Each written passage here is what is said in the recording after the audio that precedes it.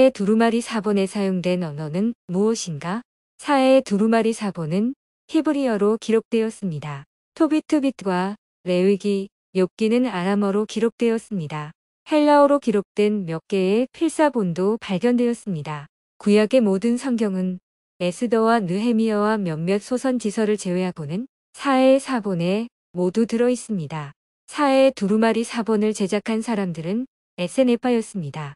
이들은 지적특권층을 자처하며 구약의 희생제와 신약의 메시아를 모두 거부하였습니다. 그래서 그들은 역사적으로 내려오는 랍비들의 성경을 고치는데 적절한 공급원이 되지 못했습니다. 하지만 NKJV를 포함한 모든 새 역본들은 성경을 번역할 때 사의 사본에 어떻게 되어 있는지를 살펴봅니다. 저는 이것이 매우 심각한 오류라고 생각합니다. 무언가 불길한 어떤 일이 발생하고 있습니다. 록펠러 재단 락커펠러 파운데이션 이 재단은 외교위원회와 3대륙 관계 연구기관으로 유명합니다. 이 사의 두루마리 사본에 연구 지원비를 대고 있다는 사실입니다. 뿐만 아니라 로스 알라모스, 뉴멕시코에 위치한 미국의 1급 비밀 연구기관에서 사의 두루마리 사본을 모두 디지털화하여 매우 읽기 쉽게 되었습니다. 어떤 사람들은 이런 질문을 하실 것입니다. 왜 이런 기관, 단체들이 사의 사본에 관심을 갖는 거죠?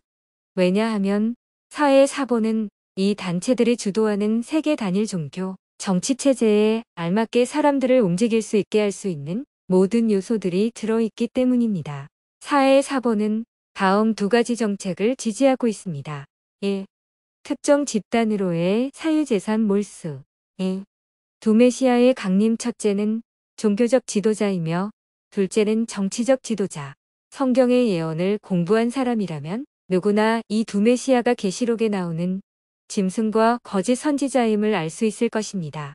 사의 사본은 에세네파가 빛의 천사에 의해 지배를 받는 빛의 아들들이라고 말하고 있습니다.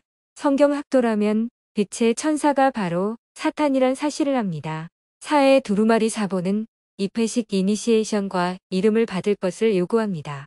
이름, 네임은 대문자 N으로 시작합니다. 계시록 13장은 짐승의 이름을 받는 것에 대해 경고하고 있습니다. 사의 두루마리 사본은 7년 환란 기간 동안에 그 짐승의 이름을 받지 않는 자들은 마땅히 죽어야 한다고 주장합니다. 순교가 아니라 합당한 죽음이라는 것이었죠.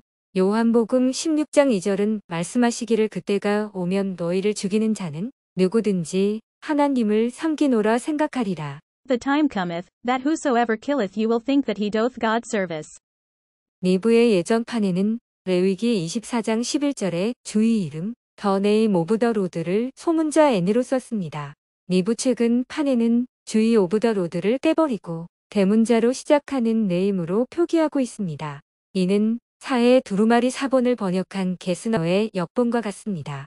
이런 예는 사도행전 5장 41절에서도 볼 수 있습니다. 킹제임스 성경에는 his name이라고 소문자 N으로 되어 있는 반면 니브에서는 그의 his가 빠지고 그냥 더 name 대문자 N으로 처리하였습니다. 지금 니브 성경을 보면 77번이나 대문자 N을 사용해서 더 네임이라고 처리하고 있습니다. 새 판본들이 나오면서 주의 오브 더 로드 안 말씀을 다 삭제해 버렸습니다. 레위기 24장 11절과 24장 16절을 예로 보시면 될 것입니다. 사도행전 22장 16절을 보면 주의 이름을 부르는 자는 구원을 받으리라고 말씀합니다. 그들은 주의 오브 더 로드를 삭제해 버렸기 때문에 그냥 이름을 부르는 자는 구원을 받으리라고 말합니다. 그들은 계속해서 성경 속에서 이름, 네임이란 말씀이 갖는 의미가 아닌 다른 식으로 변개해 나가고 있는 것입니다.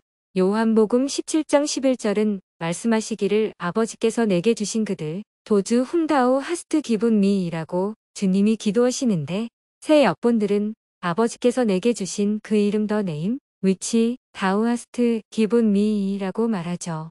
다니엘서 9장 19를 비교해 봅시다. 킹제임스 성경에서는 그의 백성들이 당신의 이름으로 불리워지나이다 콜드라고 말씀하십니다. 어떤 새 역본들에서도 불리워지나이다 콜드라고 말하는 성경은 없습니다.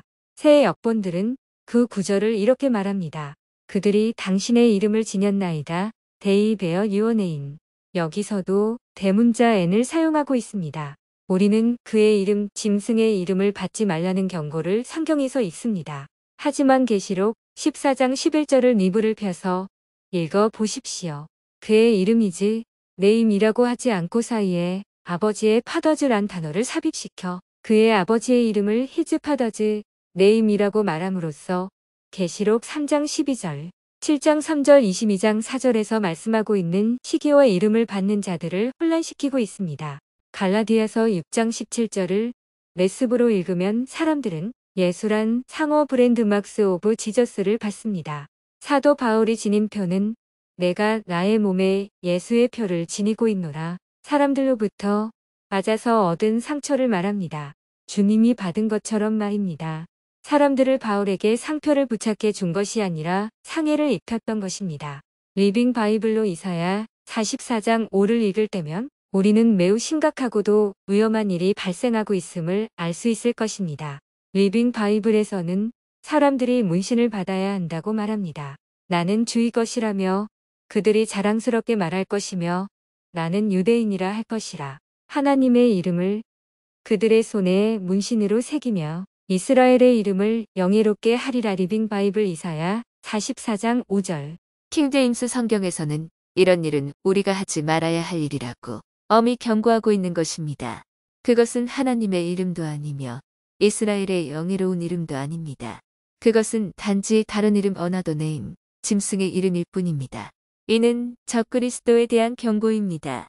리빙 바이블은 독자들에게 손에 문신을 새기는 것이 좋은 일이라고 말하고 있습니다.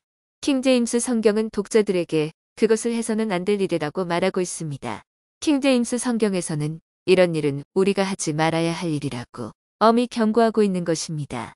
그것은 하나님의 이름도 아니며 이스라엘의 영예로운 이름도 아닙니다. 그것은 단지 다른 이름 어나더 네임, 짐승의 이름일 뿐입니다. 이는 적그리스도에 대한 경고입니다.